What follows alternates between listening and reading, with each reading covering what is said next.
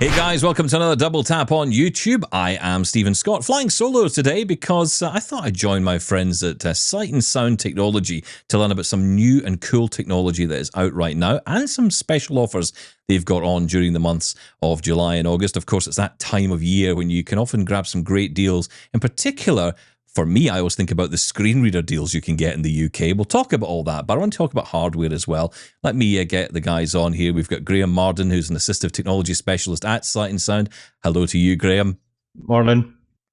And we also have their head of digital content at Sight and Sound Technology. He is Stuart Lawler, a well-known face and voice to our listeners here on Double Tap. How are you doing, Stuart? Great to be back, Stephen. How are you?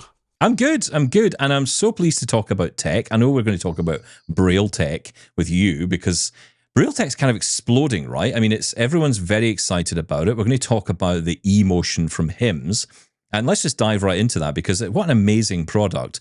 And it's getting a lot of plaudits. A lot of people love HIMS Braille. I mean, I've experienced Braille displays from them before, and I've often thought, whether I'm right or wrong in this, I don't know, I often think of them as like the Rolls Royce, because they're so well built, they just feel nice. You know, they've got that really nice feel to them. Is that your experience? Yeah, I think you're right, Stephen. I think when it comes to HIMS, people talk about the quality of the cells, the Braille cells, and as you said, the way the machines are made, and the structure and the quality and the build, I suppose. So we have the HIMS eMotion, which is a Braille display. It's a kind of a hybrid Braille display. It's or maybe we'd call it a smart Braille display. What this is a Braille display with some note-taking functionality. So they've taken some of the bits, I suppose, of the Braille sense and added them into a 40-cell Braille display. So outside of being a traditional Braille display, and we'll talk about that in a sec, it supports, it has, for example, a notepad, media player, a Daisy book reader, access to Bookshare. If you're in the US, it has access to the NLS, National Library Service, and there are other online libraries being added all the time. So it's a device that can operate standalone, and then obviously it can connect to your screen readers across Windows, iOS, Mac, and Android. And it can connect to up to 5 Bluetooth devices at one time and 1 USB device.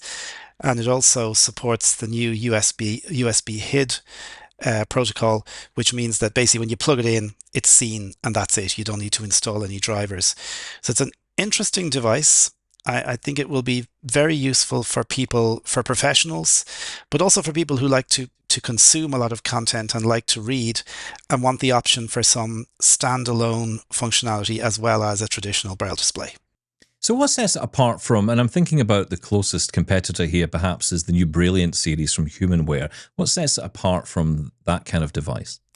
So there's some additional book reading offerings on the eMotion that the Brailliant doesn't have, and I suppose they're going to be added to all the time. I know HIMS are talking to libraries pretty much all over to try to get their content onto the device. Okay, and what price are we looking at? I mean, we're in the UK here, so what pricing are we talking about here? Well, we do have some offers. You mentioned offers there at the top of the video. So we do have a reduction at the moment on HIMS on the HIMS Braille eMotion, which I think comes in a little over 2,100. It's a little bit over that, yeah. So the RRP normally is 2,795. Currently, there's an offer on where you can save £500 on it. So the price right now is £2,295. See, it's always good to check prices with Graeme, basically. Yeah. Don't ask me for pricing, Stephen. Graeme is much better. I also feel I just want to say, while stocks last, which I've always wanted to do. So there you go. That makes sense, right? Yeah. For a limited time. For a limited time only. But it's actually, Stephen, considering what you're getting inside the device and the future potential for upgrading, it's a really good price if people are interested.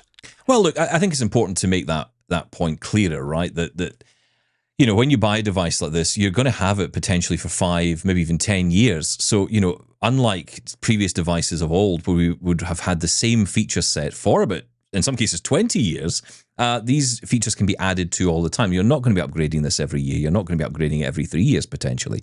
So you are getting some bang for that buck in there, right? This is not like buying an iPhone and then next year we toss it back to the Apple chewing machine and, it spits out a brand new one at you. That's exactly what happens, by the way, in case you want any doubt as to how the Apple chewing up machine works. Indeed. Oh, I know. I'm an Apple fan. I know they do that all the time. Now, listen, I want to ask you about multi-line Braille displays. Lots of conversation in the community about these because they are starting to become a little bit more mainstream. I remember a few years ago seeing one which was from Bristol Braille, the Bristol Braille Canute, and it was a very interesting device, but it felt a little bit like it was in that range where we might be thinking of things like the Monarch at the moment from Humanware, the Braille tablet. Sounds great, but it's so expensive, it's kind of outside of most people's reach. The prices are starting to come down on multi-line Braille displays, and they are starting to become popular. So what are the offers? What's available today? Well, you mentioned the Canute, and we're delighted to be representing Bristol Braille technology across the UK and over here in Ireland, where I'm talking to you from. And Bristol Braille Technology are one of those companies that I've been probably watching for the last 10 or so years. And you're right, everyone's talking about multi-line Braille. Everything coming out of CSUN this year was either multi-line Braille or tactile graphics. There was a lot of talk about that. It's probably worth making the point that screen reading technology is still catching up with multi-line Braille to a degree. So how screen readers are supported on multi-line devices will vary, and many of them in fact only still feed one line of Braille to the device at a time because they still see it as a single line display. So it is worth saying that. The Canute's kind of different because Canute kind of operates on its own platform. So the Canute 360 is your 360 cell Braille display, but it also comes now with a console device, which is a dock. So this is a Linux workstation with a keyboard and screen, and it's really designed for people who are coding or programming, I suppose, but it's also designed for people who are maybe interested in gaming because they're developing a lot of games. They're looking at tactile maps. Bristol Braille are doing some really interesting things around space exploration and sort of bringing that into a tactile realm for people who want to sort of get a sense of that. And it has other functionality like word processing and email, etc. So this is one that's being developed, and that one that we've just literally started looking at, and we're excited to see where this is going to go in the next 6 to 12 months. Now, another company out there that is getting into this space and has been for a little while is Orbit. Of course, a lot of people know the Orbit Reader, and we've heard about the Orbit Speak recently. Finally, it's available. There, we can say it's finally out. And there are other devices they do, like the Orbit Writer and so on. But the Orbit Slate, that again is this multi-line Braille display, right? Yeah, Orbit are, again, another great company to work with, and we've been talking to the guys at Orbit since the beginning of the year. 2 versions of the Slate, a 3-line or 5-line version, 3-line with 40 characters per line or 5-line with 20 characters per line. And this is, I suppose, a different proposition to the Canute console. It's obviously more portable. Ideal, I think, for people who want to read on the go. It has very much the kind of Orbit, as they call it, signage quality Braille, so very firm, crisp Braille. Nice distance between the lines. I know some people feel the distance is a little too much. I think it's something that you'll get used to.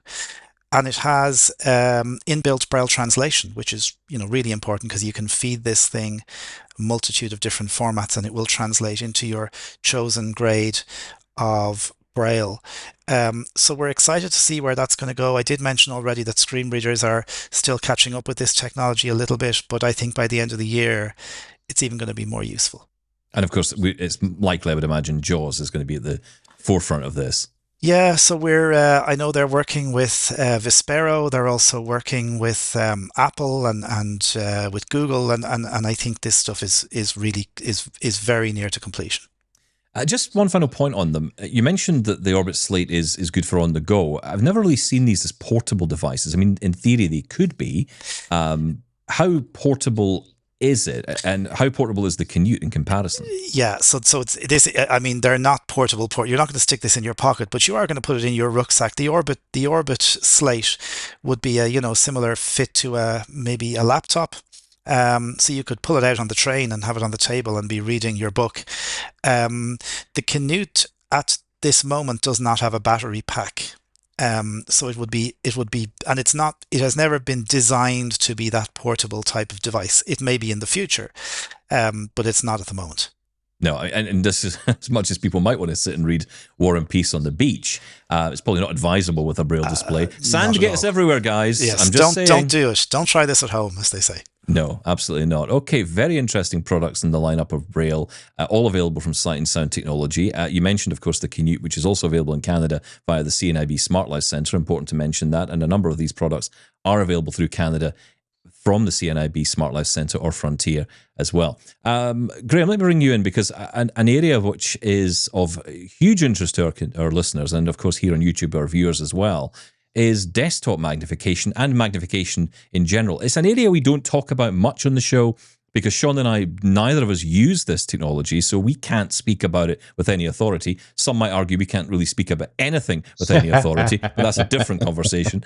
Let's talk about desktop magnification. You've got a brand new device there. Yes, I do. I have it's not a magnifier, it's a desktop reader, but it is the new Angel Eyes desktop reader. I actually do have it here, but I'm not sure you'll get it in shot because it's zoomed in a little bit.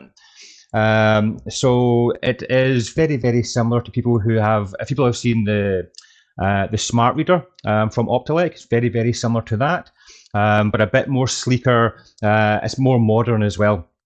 But how it works is it has an arm on the front of it that it pops up, and underneath the arm is a camera. So then any document you put underneath the camera, you press a button, it scans it, it reads it, and then reads it out to you. And it can do A3 or it can do A4. Now that sounds fantastic. That sounds very normal, I suppose, for desktop readers. Where this comes into its own is a little bit is the cost as well. But it also, no matter what way you orientate the page, it will read it. So if you have the page upside down, because again, maybe you can't see, so it is fine for people who are completely blind.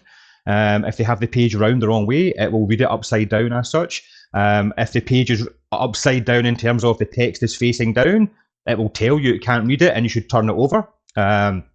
So it's very, very useful from that point of view.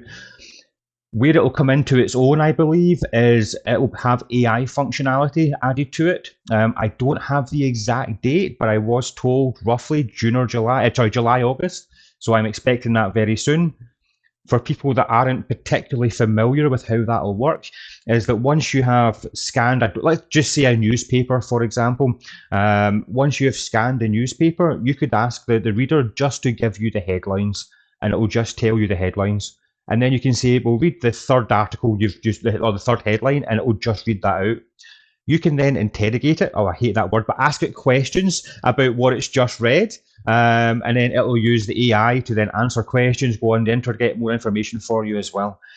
So it's going to be a fully immersive experience in terms of reading books, documents, or even just the back of a paracetamol packet. If you needed more information, you could ask it, well, what does that mean? What are these ingredients? Is it vegan? Is it vegetarian? Or whatever your concerns are.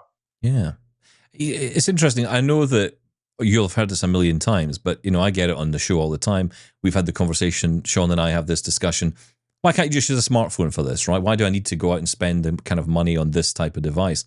But I think for a long time I would have agreed with that. But then these new AI features come in, and suddenly I think that it makes it a more interesting proposition, even more interesting actually, because I guess the people who are buying these types of devices, you tell me, but I would imagine these are people who are not necessarily as into smartphone tech or want something dedicated to the job and not want to use their smartphone for that kind of thing.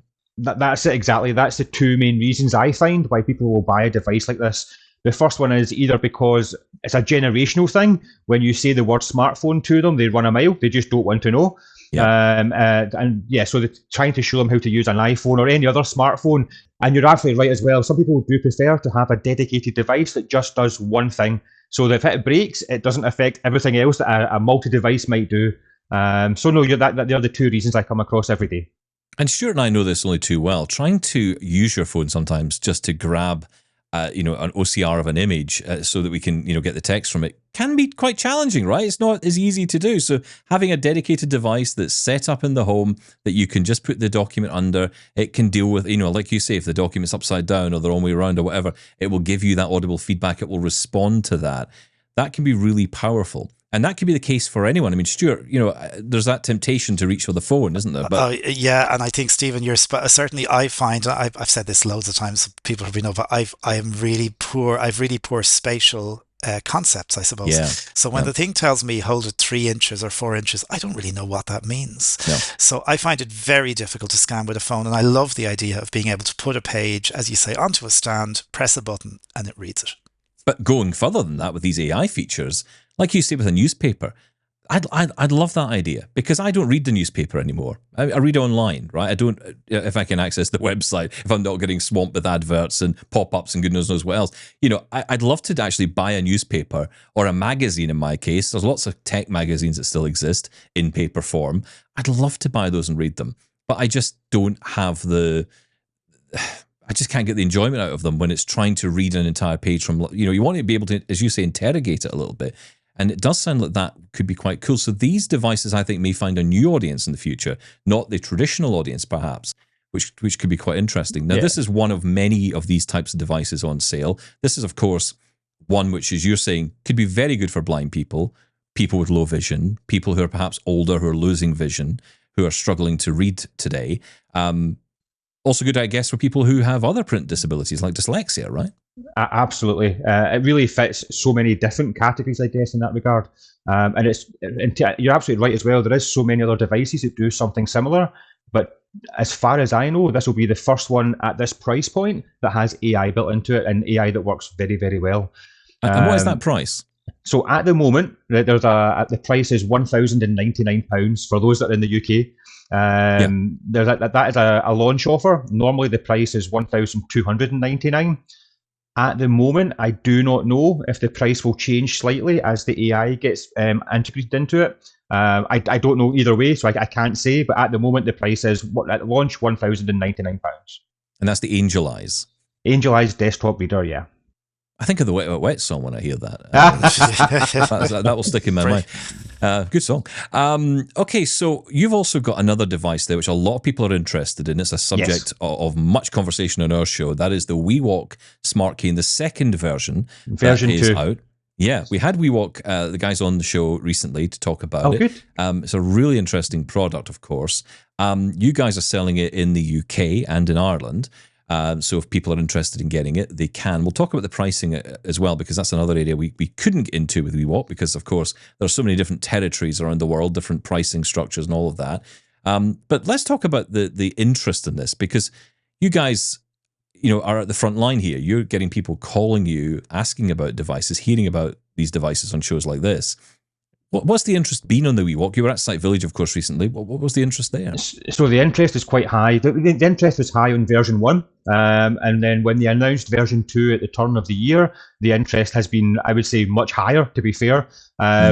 It's not out yet, though. It is coming soon. I've been told the launch date is around October. It might be a little bit earlier, but we've been told to expect October. I do have a sort of prototype version here for those that can see the camera. But yeah, it isn't out yet, but you can purchase it. And there, as you mentioned earlier, the pricing as well, there is a trade-in offer. If you have the version 1, you can trade that in, pay less, and get version 2 when it comes out as well. That's pretty cool. Now, you've got it there. I just want to ask you, I don't know if you have nearby a similar white cane, but I'm intrigued to know if it is actually because from what everyone says, it's the size of a traditional white cane.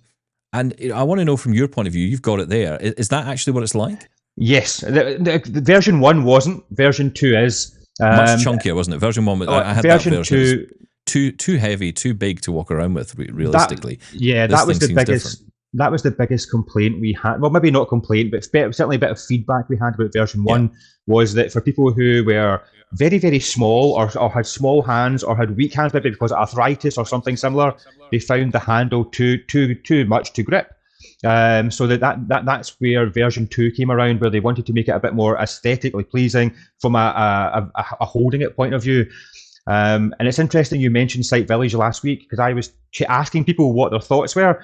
People who turned up with a normal white cane, and they had one in one hand, one in the other, and in some cases they felt that the Smart Cane or the WeWalk was lighter, slightly lighter, but lighter than the normal Ambutech cane. For those that can see the camera, it's roughly the same shape and size. I don't have a normal cane with me, so I can't show you both on the camera. But yes, when I compare the two, I didn't notice a difference in weight, but I thought they were roughly the same. And it certainly feels and moves the same as a normal. If you're using a cane just now, you'll notice no difference with that in terms of how it feels and how you use it. Okay, let's talk about pricing then, because obviously people want to know what they're going to be paying. You mentioned there's a trade-in offer, and then of course there'll be that standard price. So talk us through that. So I'll give you three prices then to confuse the matter. The normal RRP, again in Great British pounds, is £699. Okay. There is an offer just now that runs until, well, at the very least anyway, the end of this month, where it is £599. However, if you have version 1 and you want to trade it in, you can pay £459, and when we deliver the version 2 to you, we will take version 1 away from you, so you're getting a discount on it that way. I can see a lot of people interested in that. That's a great way of doing it, and actually you are getting a much newer and totally new design on this device as well. I don't know about you, Stuart, if you'd had hands-on with this at all? I have just seen the prototype that Graeme is talking about, and definitely it's lighter than version 1. And actually, I would encourage people, because this is something that I use almost every day with my standard cane, not even with a smart cane, I would encourage people to download the WeWalk app on their smartphone. And you can get a 2-week free trial to sort of try it out and see if it's useful. It's got some really nice GPS functions built into it. So if you want to get a sense of what WeWalk might be like, try out the app with your standard cane. And I think the big draw here is, of course, going to be the functionality and the AI and all of that that's going into WeWalk version 2. But I think the design is going to be at the heart of its success, I would say, because the first version, I think, that design was a barrier to the success. As you said, Graeme, the fact that people with small hands, no offense taken. I don't have small hands, by the way. Just putting it out there. But it's interesting. That is so true, though. People would be put off for lots of reasons. And, you're right. People with arthritis, people with other health conditions may find that using something like that be very difficult. Whereas if this is more like the traditional white cane, and it sounds like it is, then I think that at least is going to make it more enticing to people. Absolutely, 100%. Okay, let's talk about some of the software you've got on sale at the moment, because this is the period of time. I often tell my listeners, if you're in the UK and you want to get access to JAWS, your screen reader, or ZoomText, your magnifier, this is a good time to get a deal. Is that the case this year again, Stuart? Yeah, it is, Stephen. It's a good time to get a deal. We did this last year and we're doing it again this year. So you can upgrade for a single price to any version of either JAWS or ZoomText. So if you have maybe a version 2019 of JAWS and you haven't upgraded in a while, then you can get the current version, which is 2024, for £169. So that price is regardless of what version you're coming from. So if you're a couple of versions behind, that might be an attractive offer, and the same is true for ZoomText for £139. Now, when I got into this world, I heard a lot about SMAs, and from my understanding, that was baby milk. But apparently, it's not. So, what is an SMA, and is it applicable to this version? So an SMA stands for Software Maintenance Agreement, and essentially what it does is you're paying in advance to get the next 2 versions of the software when that comes out. So in the case of JAWS, there is a new major version as you probably know, Stephen, at the end of October every year. So we'll have version 2025 at the end of October. The SMA is not actually part of the offer this year. So if you wanted to buy the upgrade, you would pay the £169 in the case of JAWS, and then you would buy the software maintenance agreement on top of that to get you the next 2 versions of the software, 2025 and 2026. So that would actually bring you right up to October, or just before October 2027. And how much is that SMA upgrade? So the SMA, regardless of what product you're purchasing, is £240. Okay. So you'll be paying, if in the case of JAWS again, 169 plus the 240 if you want to get up to version 2026.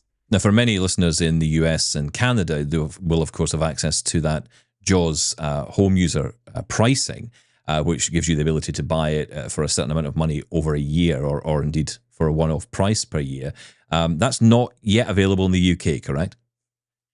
And look, we're being asked about it. I know there are things going on behind the scenes with Vispero to allow them to try to roll out this model outside of the US, because it's not just people in the US and Canada, obviously, or not just people here in the UK who want it. It's people all over the world are asking about this.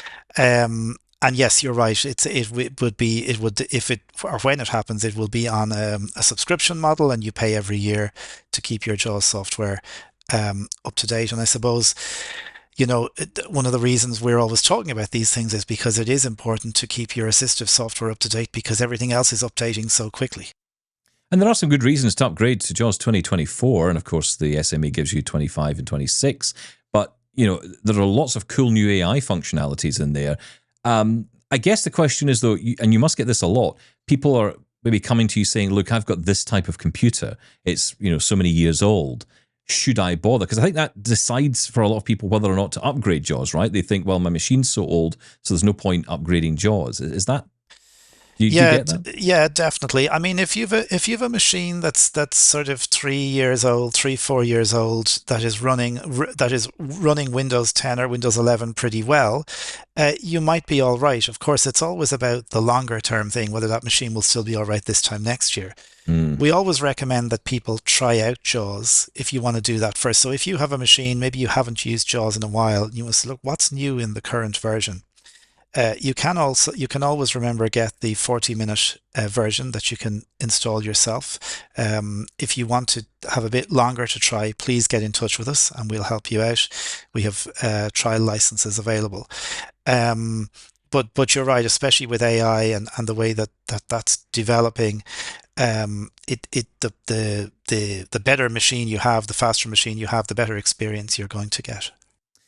Guys, it's been great talking to you as always. I love chatting about all this wonderful tech. And, I mentioned earlier, Graeme, about low vision. Of course, we talked there about a device which is very much for blind people or low vision people, but you do have a lot of desktop magnification options available. There are still a lot of those types of hardware around. Yeah. And people can find out about that on the website, I'm guessing? Yeah, everything's on the Sight and Sound website, which is just www.sightandsound.co.uk.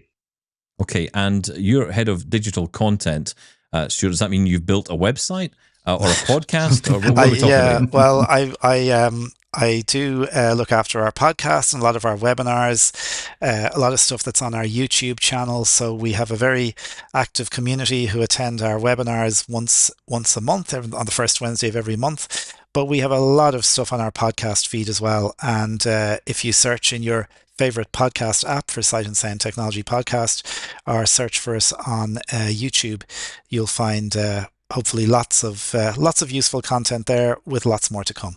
Yeah, listen, I joke around, but honestly, I think it's such a valuable resource. We need this kind of content out there because the amount of people who continually ask almost the same question over and over again about assistive technology tells us that the information is just not available and is not easily digestible. And you guys help to make that possible. So well done on it, and keep it coming, because I also find it very useful. Guys, thank you so much for coming on. Graeme, Stuart, as always, great to talk about the latest innovations in assistive tech. Great to have you guys here on Double Tap. Thanks, Stephen. You're very welcome. Thank you. And that's it for another Double Tap on YouTube. Remember, like, subscribe, and all that nonsense. You can do that. Comment below as well if you want to have a say on all of this. And email us, feedback@doubletaponair.com. Remember, you can get in touch with us the good old-fashioned way by leaving us a voicemail, 1-877-803-4567. We roll with the retro around here. And of course, you can find our website, doubletaponair.com. You can catch up with this conversation and many others. We'll catch you next time.